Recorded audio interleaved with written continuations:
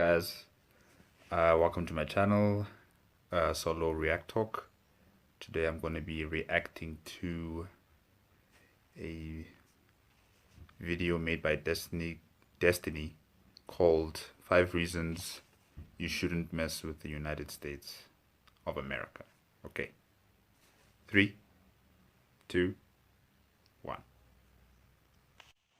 The collapse of the Soviet Union in the early 90s left the United States as the sole superpower in the world, and it's never looked back. In all aspects of the world, the United States is indeed a superpower, especially when it comes to its military might, which is unsurpassable in its strength, technological superiority, operational capabilities, and power projection across the globe. In this video, we'll take a look at the 5 top reasons why you wouldn't want to go against the US military establishment. The United States Air Force is the strongest in the world, not only in the number of operational aircraft, but also in technological superiority. The country currently operates a total of over 15,000 military aircraft, combining all the branches of the military service, including the US Navy, US Army, Coast Guard, and the US Marines. As of 2017, the US Air Force alone has a fleet of over 5,300 aircraft, 406 intercontinental ballistic missiles, and 170 military satellites, greater than any other country in the world.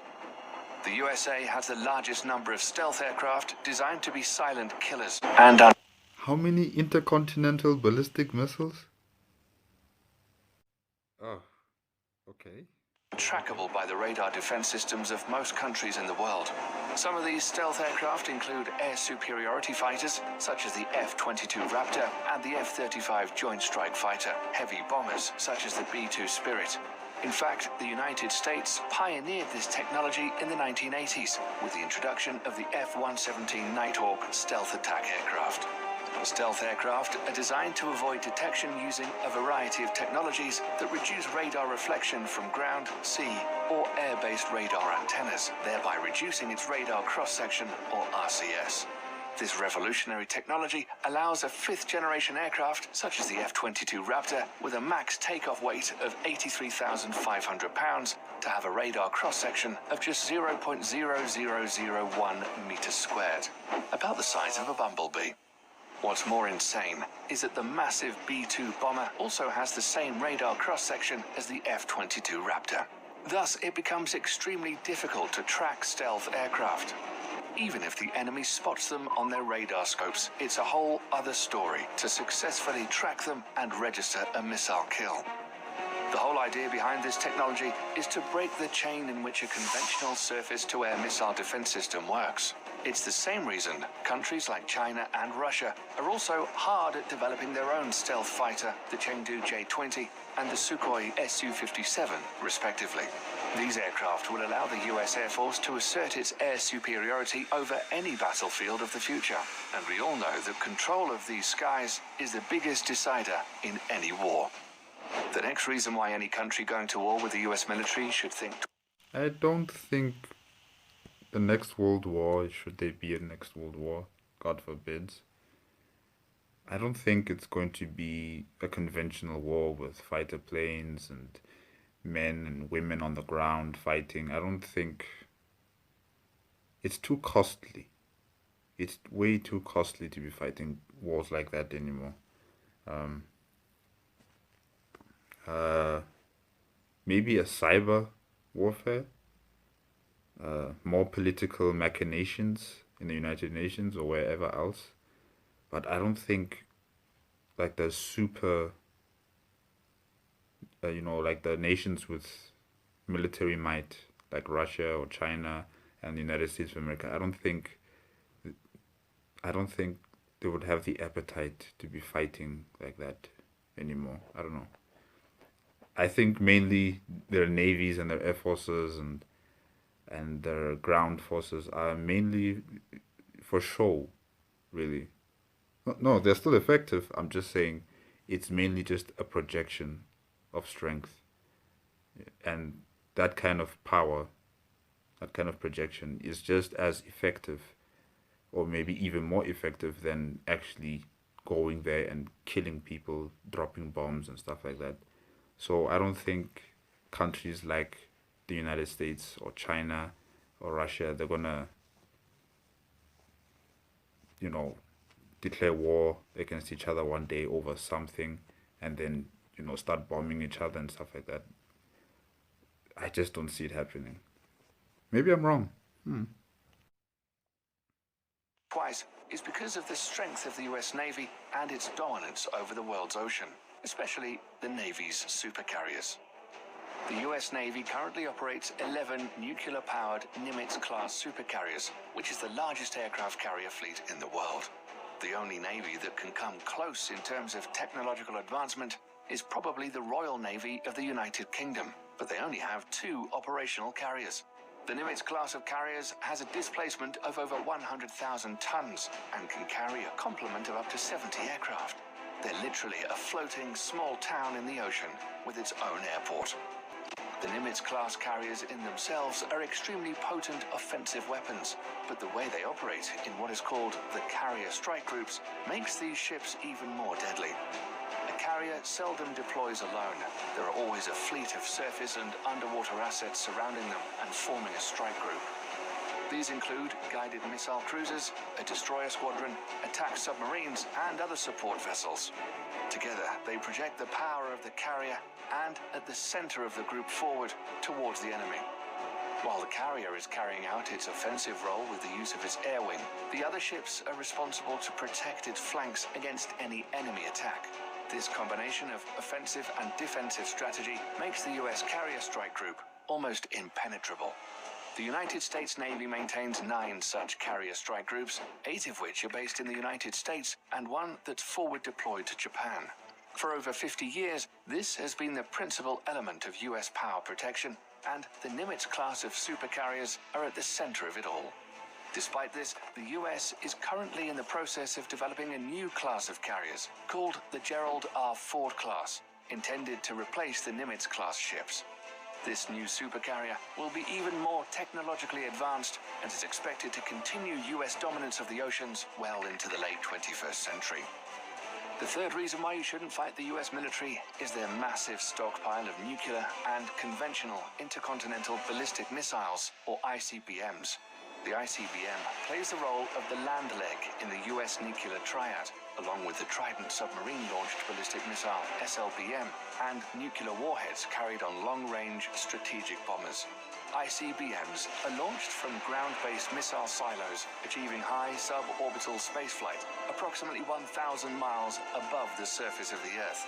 The body of the missile then separates from the warhead, which re-enters the atmosphere and free falls to the assigned target at hypersonic speeds. The US military currently operates 400 ICBMs from its base in Wyoming, Montana, and North Dakota. The LGM-30G Minuteman III is the only type of ICBM that is currently operational in the US. The Minuteman III family of ICBMs were first developed in the 1960s as a response to the Soviet nuclear threat.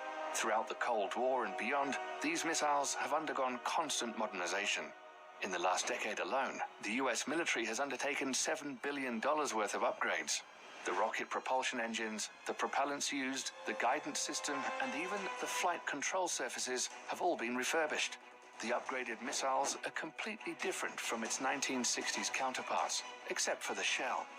These state-of-the-art improvements and modernization programs have kept the Minuteman III system operational for over 50 years, with improved reliability that supports the missile's remarkable 99% alert rate.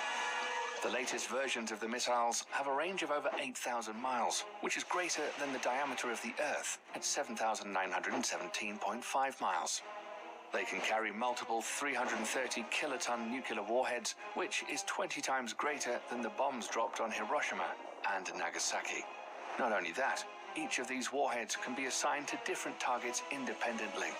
The technology is called Multiple Independently Targetable Re-Entry Vehicle, or MIRV, and was first developed for the Minuteman III family of missiles.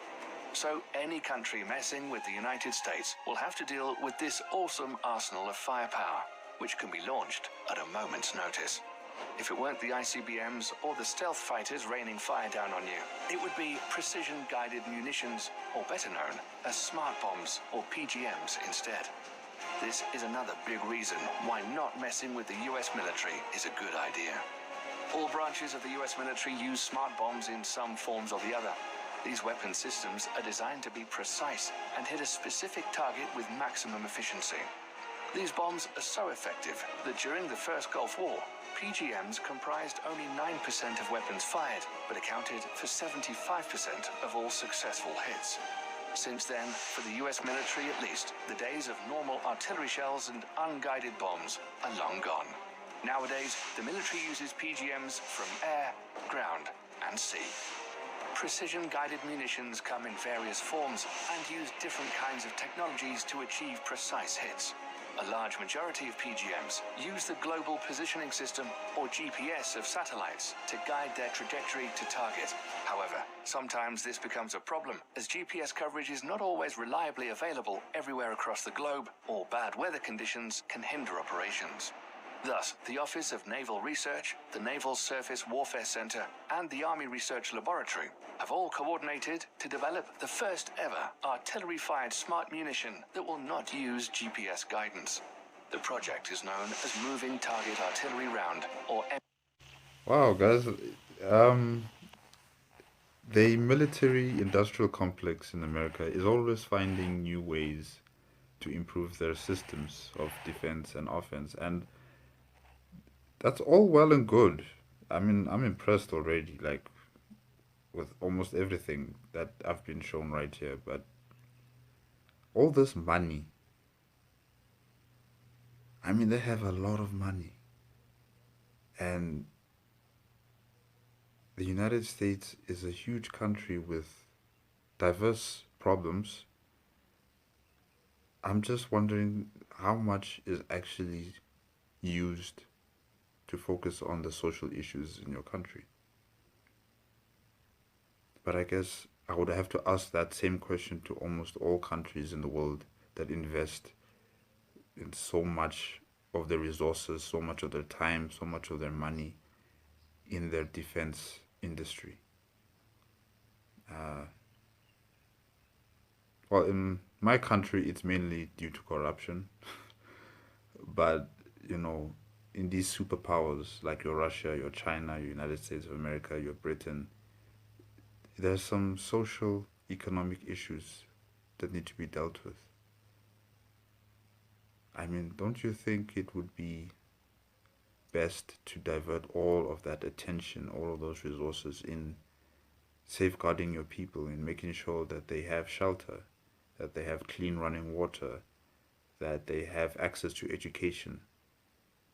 Or maybe I'm too, what's the word I'm looking for? I'm too soft. I don't know. I'm just thinking that conventional wars between superpowers, it's just not feasible. It's just not good for anybody. In fact, everyone will suffer because of how the world is interconnected. Everybody's going to suffer. It won't just be America's enemy or the enemy of America. It'll be everybody. So I just don't see a conventional war happening. MTAR for short. The MTAR shell can be guided onto stationary as well as moving targets in both land and sea, using a combination of guidance technology.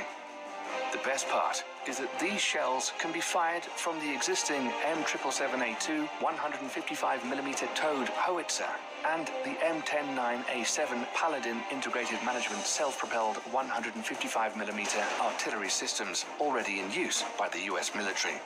The shells will also feature an extended range of 40 to 60 miles, using rocket boosters to propel them. Once finished, it will afford the US military another potent weapon system that outclasses others around the world. Lastly, the fifth and final reason why you shouldn't fight the US military is drones. We're all familiar with what an unmanned aerial vehicle or drone is and what it's supposed to do. But in recent years, the usability of UAVs are steadily increasing to encompass all spheres of military operations, and the US military is the pioneering spirit behind it. At first, used only for surveillance missions, drones were quickly weaponized after the 9/11 attacks and have been extensively used by the US military in the war against terror as an offensive weapon platform. It's forecasted that over the next decades, the US is in line to purchase over 1,000 combat drones of various classifications. Some of them, like the Lockheed Martin RQ-170 Sentinel and the Boeing MQ-25 Stingray, are already in the final stages of development, and once finished, will provide the US military with state-of-the-art platforms capable of multi-role operations, ranging from attack missions to aerial refueling. Drone technology has reached such heights today that a single UAV can loiter miles above the surface of the Earth for hours, waiting for the target to show its head and sticking with impunity. This capability will allow all the services under the US military to reduce its dependency on manned platforms, thereby reducing the risks during future combat operations. These 5 weapon systems make the US military extremely dangerous for any adversary looking to get into a conflict with them. In a conventional warfare setting, it's almost impossible to beat the US military machine. That's why modern enemies of the United States are employing more and more asymmetric warfare strategies against the mighty US military. Despite that, the US military juggernaut is hands down the most powerful military complex in the world today, and probably will be for decades to come. That's all we have for you today, folks. Thanks for sticking around till the end. If you liked the video and want to stay up to date on cool military stuff like this, then click the subscribe button and also click the notification bell, and you'll be the first to know the next time we release a video. Thanks for watching.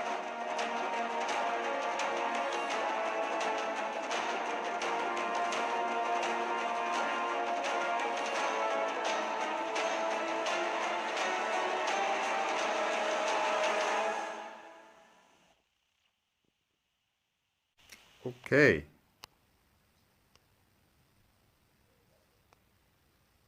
All right. Well, that was the video.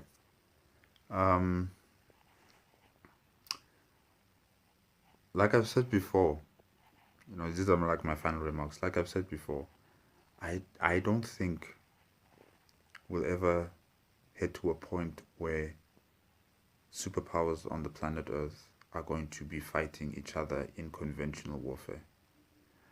I just don't see it happening. It is way too costly. Economically, human life, civilization as a whole, it's just very, very costly to do something like that. An asymmetric war in terms of terrorism, espionage, I see that happening. That is something that is already occurring, and it is far less cost effective. It is far more easier, I would say, to commence than mobilizing an entire military to go fight against another military. I think those times are over. Mainly these weapons and ships and guns that we're using, most of them, I don't think they have a practical use nowadays. Maybe I'm wrong. I don't know. I'm not a military expert. I'm just assuming. And I think mainly they are for show. To keep everybody in line, or to tell everybody, like, you don't want to mess with us. We have all of these advancements. We have all of this military power. You don't want to mess with us. Come to the negotiating table. Let's talk it out. That kind of situation. So, yeah. Interesting video. If you want to watch it, I will put the link in the description as well as the channel. Okay, guys, that's it for today. Bye.